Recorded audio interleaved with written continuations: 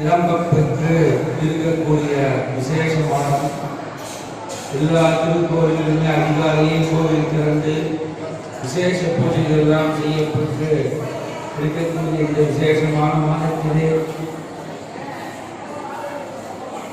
மாணிக்கவாச பெருமான் அருளி செய்த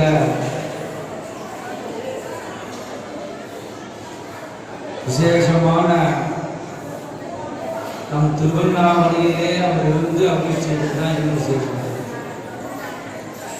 அப்படி விசேஷமான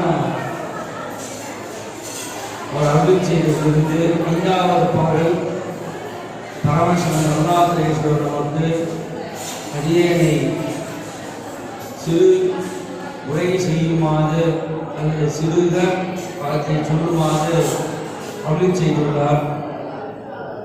இப்படியாக இருக்கக்கூடிய பாடலானது மாலடியா நான்குவரும் காணாம் அனைநேனாம் போலறிவோம் இன்றுமே புத்தகங்கள் பேசும் பாலூர் தேன்வாய் பரிதி வைக்கிறவாய் ஞானமே விண்ணே பிறவே அறிவறியான் கோலமும் நம்மை ஆட்கொண்டருளும் கோடாயும் சீலமும் பாரி சிவனே சிவனே என்று ஓரவினும் முரடாய்கிற ஏறக்குறையில் பரிசீலோ இருப்பாவார்.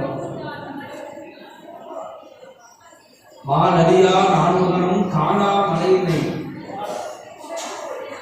அதாவது முதல்ல வந்து இந்த பாடலுடைய ஒரு சிறு விளக்கம்.